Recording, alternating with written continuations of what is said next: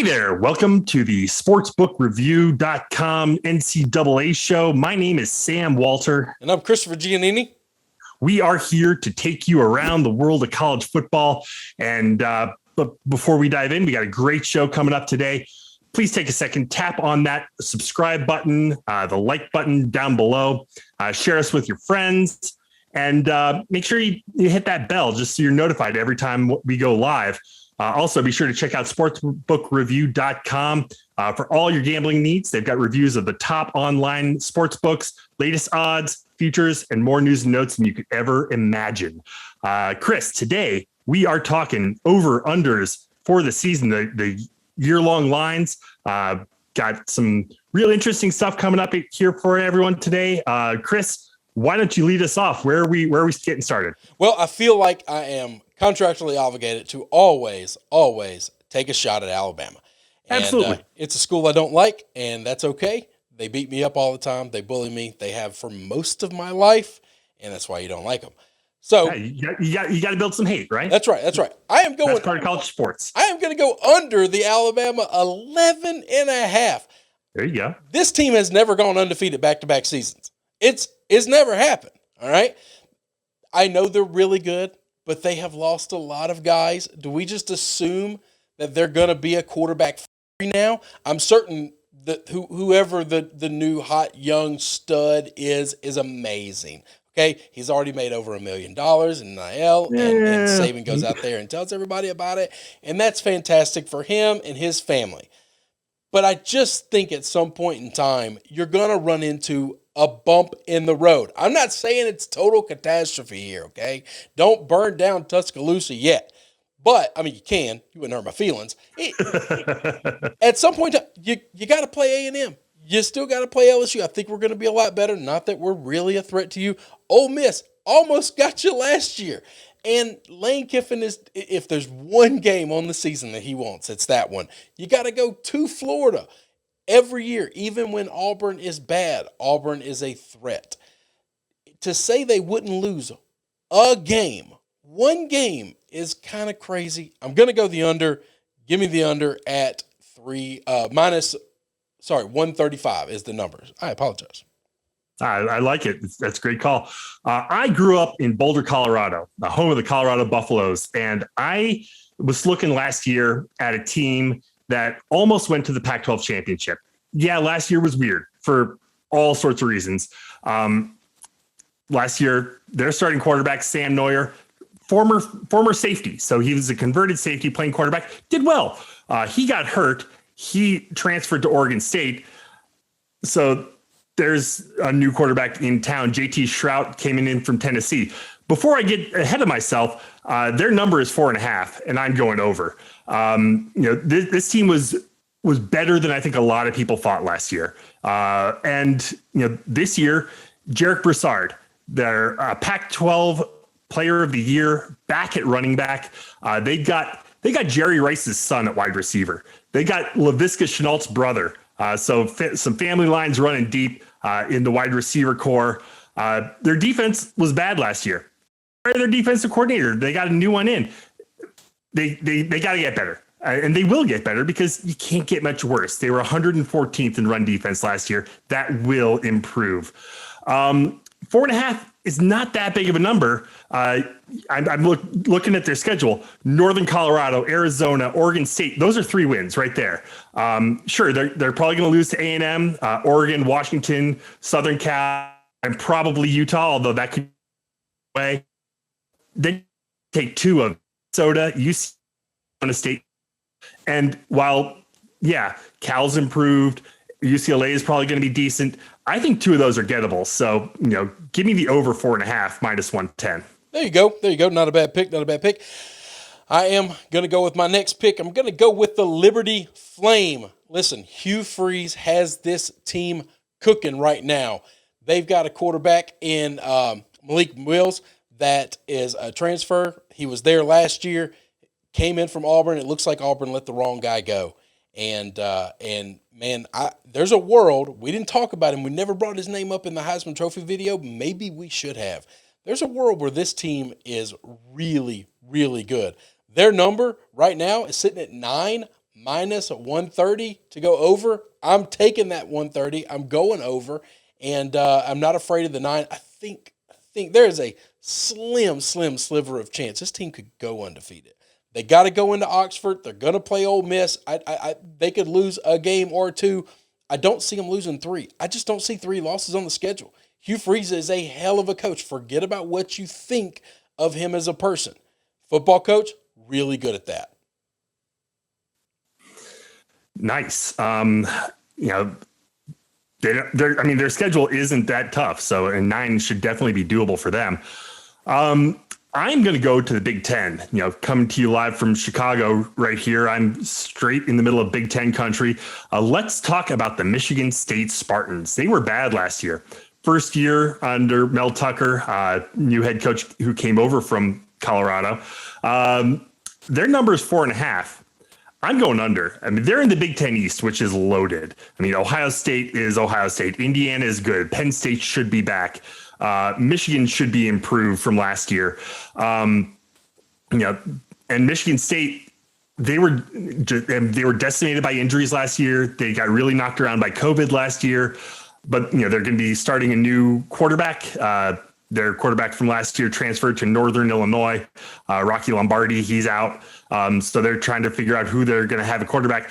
It's just, it's too big of a task. They open up the season at Northwestern. That's a tough one just in and of itself. 4.5. I don't see Sparty going over that 4.5. So I know it's plus 115. So a little bit of value on that side as well. But give me the under 4.5 for Michigan State. There you go. I am going to go back to the state of Alabama, and the other big school there is the University of Auburn. Brian Harson's first season in. Bo Nix's third season to be a starter. I just don't think Bo Nix is going to be the guy. I'm not going to make judgments on Brian Harsin yet, but as long as Bo Nix is the quarterback, I worry about his abilities. I need him to take massive steps forward if this team's going to get over the number. It's 7. I know it's not often that Auburn finishes the season 6-6 or less. I know that's rare, but I think this year's going to happen.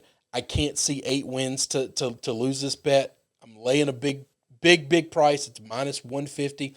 I think I'm okay with that. And if you wait till closer in the season, you get a little hype on Auburn. Maybe some videos come out of camp, with Bo looking good. That number will go down a little. But I like Auburn under -7, under 7 minus 150 to go. Yeah, I'm with you there. I mean, I know enough about Brian Harsin from the Citrus Bowl last year when he wasn't even coaching, and all the ESPN analysts could do was talk about Brian Harsin this, Brian Harsin that. In the meantime, Northwestern was beating Auburn like a redhead stepchild. So I got my feelings there. Harsin coming over from Boise State. For my next pick, we're going to go back to the Pacific Northwest. We're going to Washington. Their number is 9, and I am going over.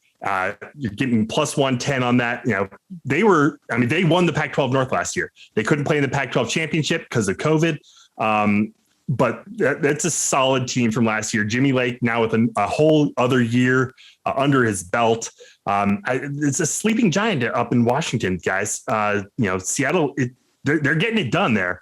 And, their schedule is not that tough. Sure, they have to go to Michigan, but early in the year, I can absolutely see Washington going to Ann Arbor and knocking off Michigan, which would create a lot of havoc in the Midwest. I tell you what, but Montana and Arkansas State is their other non-cons. They got Arizona State, they got Colorado from the South, UCLA. They miss USC, so I like them going over 9. And even if they get 9, even if they drop 3 of those, you're going to get a push. That's so right. Good value there, plus 110. Give me over on Washington. Tough to see them losing 4 games. Yeah. Going to the great state of Louisiana, to the University of Louisiana, used to be Louisiana Lafayette. Billy Napier has this team running like a machine. I cannot believe he has still not taken a big boy job. He has obviously been offered them many, many times. Everyone thought that his name was etched in stone for the South Carolina job, and that wasn't the job for him, I guess. The number's 9.5. There's a world where this team could go undefeated as well. All right. The schedule is tough. I know all the Texas people immediately just rolled their eyes because they opened the game with Texas. Okay. Be careful about rolling your eyes. Okay. Because this is what Iowa State did last year. Iowa State was poised to be in competition for the Big 10 or Big 12, which they were the entire season. And they start the year off with a loss to this Louisiana Raging Cajuns team. And it wasn't just a loss. At no point in time did Louisiana trail, and Louisiana kind of dominated the football game all the way to the very end. This is a hard-nosed, tough team. Billy Napier is a hell of a coach. There aren't many games where he's going to walk in the stadium and get out-coached. I like this team. 9.5 is the number. The price is minus 105. I think this one is stealing. Give me the Raging Cajun. Absolutely. I'm going to stay in the Big 12. We're going to look at the bottom of the Big 12. We're going to talk about Kansas. Kansas was an absolute tire fire last year. Complete change of leadership, head coach, AD, the whole 9 yards. They bring in Lance Leopold from Buffalo, who did a great job there. But there's just not much in the cupboard at Kansas. So he's got a lot to work with. And, it's going to take him a little bit of time before things get rolling. The number is 1. And I'm going to go under. For a number of reasons. I'm getting that at plus 155. So, I think Kansas is going to be bad. The only winnable game is their opener against South Dakota. Yeah, I know it's not South Dakota State. That's the premier South Dakota school. But South Dakota, I could absolutely see going in there. First time coach, first game under a new system. I could see Kansas stepping on a rake and stubbing their face. This is something that, and with plus 155, great value. And even if they beat South Dakota, they could absolutely lose out and you could get the pushback on that. So give me Kansas under the 1. I like it, man. I like that pick. Scared money don't make money, right? That's right. That's right. This one scares me a little. It doesn't scare me. It hurts me. It hurts my heart. Okay. I'm going to the University of Cal. I like Cal. I love Coach Wilcox. I'm a big fan of his. I like that they play hard-nosed defense. I have no idea where he's getting the talent around there to play defense, to hang with some of these teams. But at some point in time, you gotta have an offense. Chase Garber's coming back. He should be healthy this year as quarterback. Should be starting the whole year, hopefully, if he can stay healthy. But he still didn't look explosive. This team worries me. The number is 6. I don't think this team is going bowling. It's minus 120 to go under. Give me the under on the Cal Bears. I just can't get there, and it hurts my heart. This is the first year I've been picking games I've picked against Coach Wilcox. Well, we'll see. I like it. I like that a lot. I'm going to go a little contrarian yet again. Coastal Carolina had a magical year last year. There's no doubt about that. Arguably a game of the year in that BYU game. Just so much fun to watch. Playing on the teal field, it's just super cool. Their number's 10, and I'm taking the under. I don't know that I see Lightning striking twice. They're going to be good. Absolutely, they're going to be real good. They could easily win 10. I think they stumble a little bit. I know they don't have Louisiana on their schedule, but they still have Troy, and App State is always tough. So, there are games that they could lose. Like I said, magical year last year. Can Lightning strike twice? I don't know. So a bit of a gamble, but if you're not, this is a gambling show. But let's take a gamble. Let's roll the dice and go under 10 for minus 115. Well, there you go. I will not be betting against Coach Jamie Twyble. I love that man. A guy I'm going to bet on, and one of my favorite guys to talk about and to cover and to watch coach football. I'm going to Oklahoma State Cowboys. I love Mike Gundy. I love this man hunts rattlesnakes for his just what he does for fun. I love that he is a 50-year-old man that has the Arkansas waterfall just draping out of his sun visor. I think he cut it. No, he didn't. I think he cut it. If he cuts it before the season, you might want to take this. This is like Samson cutting his hair off, man. Go to Bible school sometime. You'll learn about that story. Mike Gundy, you better not have. Listen, I know who didn't cut his hair. Spencer Sanders didn't cut his hair. I like Oklahoma State. There's a lot of reasons. Let me give you the numbers first. Let me give you the price. It's 7.5. I'm going over 7.5 minus 115. Spencer Sanders, I think, is going to have an unbelievable year. He might be in competition. It's a big deal now to be the best Spencer in the Big 10. Or Big 12. Okay. Listen, I know that's crazy. I know that's nuts. I know that's insane. Spencer Rattler is just king of all kings right now, and everybody's just handing him the Heisman and saying they're going to go to the playoffs and all of a sudden. And that might be true. That team is a lot better than this team, okay? I'm not saying they're going to win a national championship. I'm saying they'll win 8 games, all right? That's it. I think Spencer Sanders is going to be a big reason why. I think last year Mike Gundy did something I've never seen him do in all the years I've covered him. He dumbed down the offense and he tried to play defense. They looked weird for 6 weeks of football. They looked like a team that I'd never seen before. By low scoring, holding the line, playing tight defense, and not putting a lot of points up. And then at some point in time, he looked pissed off. And it looked like they just flipped the switch, threw everything away, and all of a sudden they're putting 35 points up again. They're just running, shooting, playing like crazy. That's what they're going to be this year. I believe that. They went into last year being one of the darlings to possibly win the Big 12, definitely compete for the Big 12. They were out of it. There was a lot of hype around that team. Okay, let's say that. Every time Oklahoma State has a bunch of hype, they always fall flat. And the next year, nobody's expecting them because they fell flat, and they always give us something to write home about. They always put on a show, and they always show up. I trust that this year, not last year, is it. Spencer Sanders is going to be a guy that's going to light it up. This offense is going to be your typical Gundy run and gun offense going over the 7.5. I like it. I like that a lot. We're going to go to Atlanta. Let's talk Georgia Tech, the Rambling Wreck. 5.5 is the number. I'm going under, getting minus 135. So, it's not the best value, but I just think, they're in the middle of a culture change. For the longest time, that's a wishbone offense. And, it takes a while to switch philosophies, switch cultures like that. So, it's so big of a change, so big of a departure from what they used to do. And the schedule is rough.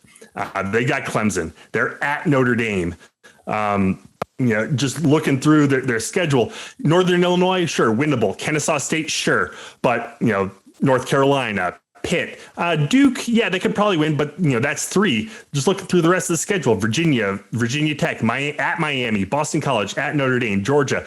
I don't see 3 more wins there, which is what you're going to need to go over the 5.5. So, yeah, I mean, that's where everyone's going, minus 135. But under 5.5 for Georgia Tech, that's where I'm going. Staying in the ACC, I'm going to head to Duke. David Cutcliffe has been a coach that I've loved. I think he's a really good coach at one point in time. I think there's a world where the game has passed him by. The last 3 years, I think they've gotten progressively worse.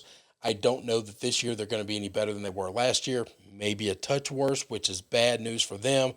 I got Duke at 4.5, and it's even money to go under. I don't think this team is getting to 5 wins. I think they're going to struggle to win every game that they win. Now, are they going to go winless? No, that's crazy. I don't think they're that bad. But 4 wins is the ceiling, and I think they're going to have to fight like hell to get all of those. So I'm going to stick with Duke. I don't like Benedict Cutcliffe. It hurts my heart. I think he's just been an icon in college football for a long time, and I hate kind of seeing him go out like this. Maybe I'm wrong. I don't know, but that's my pick. Yeah, one thing Cutcliffe can't do is play defense. And even if he could, I mean, that defense is so bad that they're going to have a hard time stopping anybody. Let's go to the center of the college football universe, at least lately, what's been the center of the college football universe, and that's the University of Texas. Texas, obviously, shocking the world with them in Oklahoma as they begin their move to the SEC. Maybe it'll be in 2025. My guess it might be a little sooner than that. We'll see what the lawyers figure out. Everything's got a price, right? But what Texas did is just piss off everybody. And everyone in the Big 12 is going to be gunning for them. Like that's the red letter game on everyone's schedule now. The number is 8. It's a new year under Steve Sarkisian, a new regime, new culture. So a new coach usually struggles at first while he gets his system in place because he's still dealing with Tom Herman's guys. So it's going to take some doing as they get used to the new system at Texas. Everyone's going to be gunning for him. I think, put all that together, that's just a recipe for not 8 wins. So give me the under at -115 for Texas. There you go. I am going to the state of Florida, and I'm going to the biggest school in the state of Florida, and that would be University of Central Florida, UCF. They got a new coach, and that coach is going to be, I think, motivated. He had a lot of shots taken at him. He had a pretty ugly exit in which he got paid a obscene amount of money to be fired. That is one coach, Gus Malzahn. And I think he's got a little something to prove. This is a team with a lot of talent on it. And Dylan Gabriel, one of my dark horse picks to compete and be in the conversation for the Heisman Trophy this year. I think Gus has got some tricks up his sleeves. This might be his first coaching job where he truly doesn't have his hands handcuffed. And that is a big deal to me. I think he's going to be able to do some things that he's never been able to do before. Truly what he wants, I guess, is the most important part of that. I think that means they're going to be really good. I think this is going to be a great, not good, great football team. Number's 9.5. I don't see them losing 3 games. I got it at -115. And yeah, I love the Golden Knights. Love that. That's fantastic. I feel like I'm sounding like a negative Nancy here. Just going under. I do have some overs left in the bag, believe me, but not this one. I'm sorry. We're going to northern central New York, Syracuse Orange.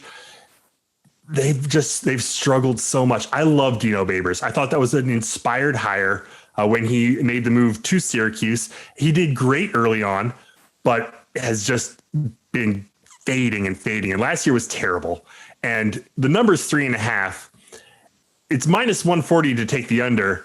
I don't see 4 wins on this schedule. Ohio is, one of the best teams in the MAC. Rutgers is improved. Albany, sure. They could probably beat Albany. Liberty, we talked about them earlier. They're good. Florida State, in Tallahassee. Wake Forest, Clemson, sure, Clemson at home. And, there's that whole playing in the Carrier Dome factor.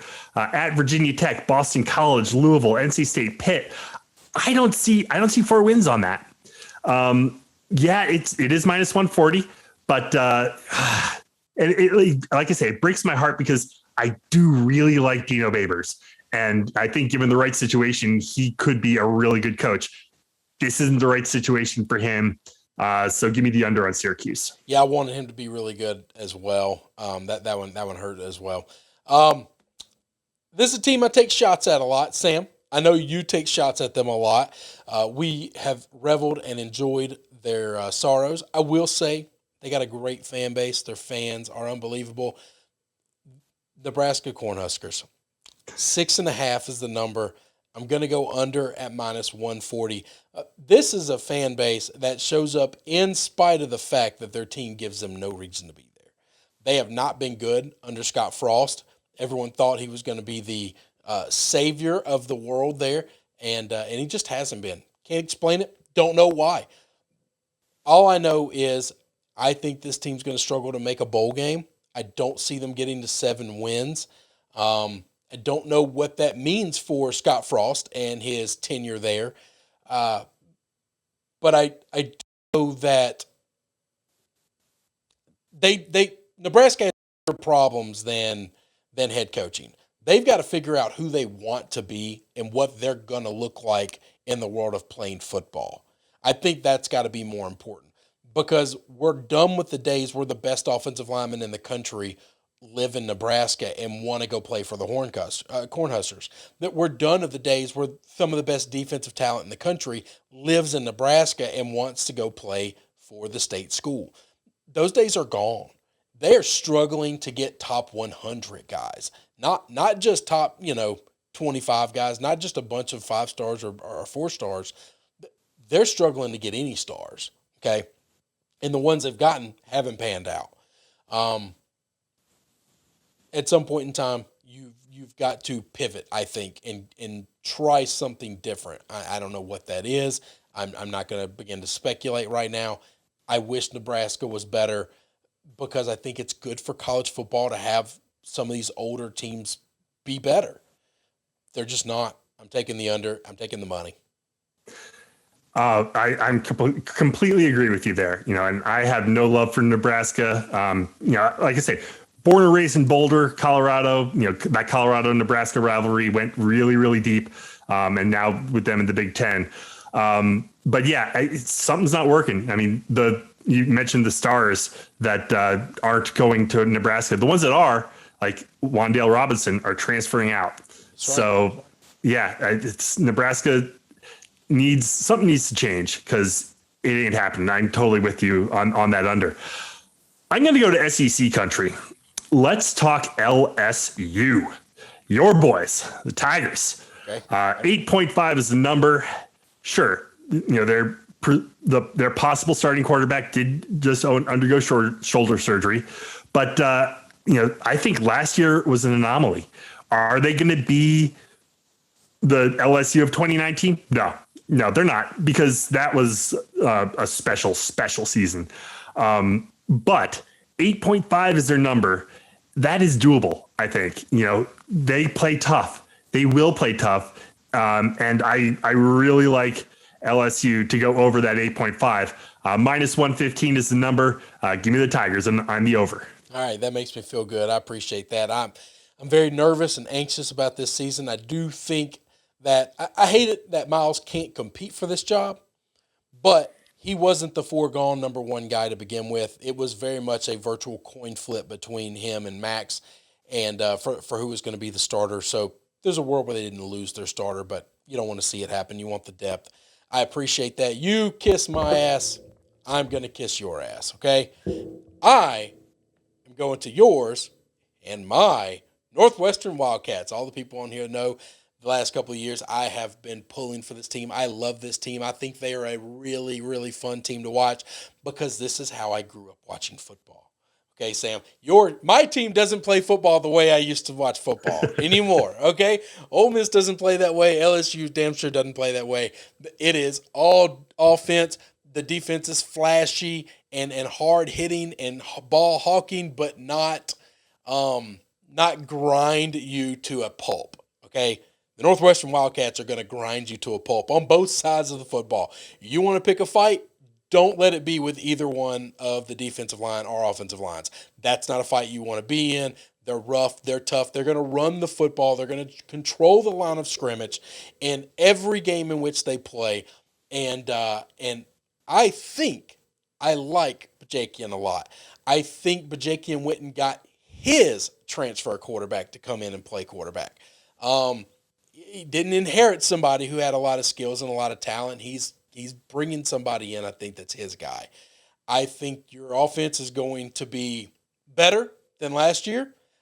Yes, your defense is going to take a step back. That was one of the best defenses I've ever seen in college football. It was unbelievable to watch. But I don't think they're going real far back. Are you turning over your coordinator? Yeah. I've said this before. I'm going to say it again. As long as Pat Fitzgerald is there, I'm not going to worry about who's running the defense because I assume the man with the big headset is really the guy running the defense. That's just – no one's going to ever convince me otherwise. I just have to be shown it, I guess. I'd have to show it. I think this is a really good team. 6.5 ain't close to the right number. Minus 115. Easy play. My favorite bet of them all, I think you're going to be in contention for the Big Ten West again. Yeah, and that was my final pick as well. There we go. For a lot of the reasons that you said, and I'll continue to give you some more.